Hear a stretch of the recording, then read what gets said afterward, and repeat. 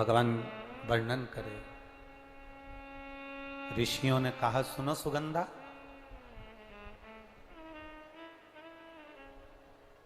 ये 16 सोमवार का व्रत कोई साधारण नहीं है। सुगंधा, संतान की प्राप्ति के लिए अगर 16 सोमवार का व्रत उठाया जाता है तो श्रावण के पहले सोमवार से उठाया जाता है। कब से उठाना चाहिए? श्रावण का पहला सोमवार। सुनो सुगंधा, यदि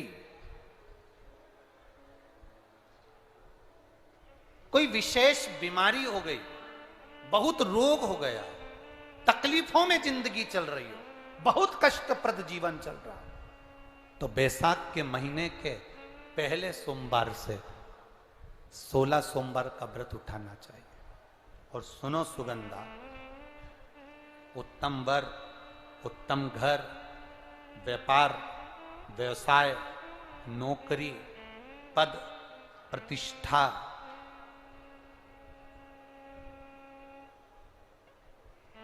के लिए अगर हमें व्रत करना है तो मार्गशीर्ष मास का पहला सोमवार से इस व्रत को प्रारंभ कर देना चाहिए।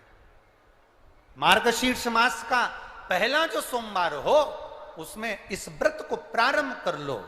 और सुनो सुगंधा, ये व्रत दोपहर के तीसरा जो पहर हो, प्रदोष काल, उस प्रदोष काल के समय पर आप इस शिवलिंग की पूजन अपने घर में पार्थिव बनाकर स्मरण कर कर भगवान देव अधिदेव महादेव के लिए प्रसाद तैयार कर कर, आप जिस भाव से भगवान शंकर का आटा सेक कर या चूरमा बनाकर या मलिदा बनाकर जो भी आप बना रहे हैं, उससे 3 हिस्से प्रसाद के इस 16 सोमवार के व्रत में भी होते हैं। कितने हिस्से होते हैं? 3 हिस्से। पशुपति व्रत में 16 सोमवार के व्रत में एक अंतर भारी है। पशुपति व्रत में 2 हिस्से मंदिर में रह जाते हैं, एक हिस्सा अपने साथ आता है और स्वयं को खाना पड़ता है। पर 16 सोमवार के व्रत में यह भाव है, एक हिस्सा भोलेनाथ का रहता है, दूसरा हिस्सा भक्तों के लिए, शिव भक्तों के लिए रहता है, और तीसरा हिस्सा आपके लिए रहता है। यदि पूरा ना पा सकें तो दूसरे को भी आपके हिस्से का प्रसाद दे सकते हैं, प्रदान कर सकते हैं। अब आ जाओ, बड़ा सुंदर प्रसंग।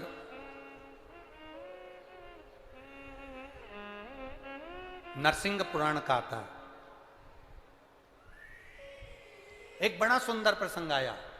16 सोमवार के प्रसाद को कई माताएं जब 16 सोमवार का उद्यापन करती हैं, 16 जोड़े आमंत्रित करती हैं और 16 जोड़ों को घर में बुलाकर जब भोजन कराती हैं, तो वो 16 जोड़े जो भोजन करने वाले होते हैं या 16 सोमवार के उद्यापन, हम तो आपसे यहां तक कहेंगे कि 16 सोमवार का उद्यापन अगर किसी के यहाँ मोहल्ले में, कॉलोनी में, घर में किसी के यहाँ हो रहा हो तो उसके यहाँ आप भोजन भंडारा खाने के लिए जाओ, चाहे मत जाओ, पर 16 सोमवार का अगर प्रसाद का उद्यापन का अगर प्रसाद मिल जाए तो दोनों हथेलियां फैलाकर श्री शिवाय नमस्तुभ्यम कहकर, ओम नमः शिवाय बोलकर, नमः शिवाय बोलकर, अपनी कामना कर कर, किसी के अगर उद्यापन हुआ हो, दोनों हथेलियां फैलाकर उससे थोड़ा सा प्रसाद मांगकर उसी के दरवाजे पर खाकर आ जाइए,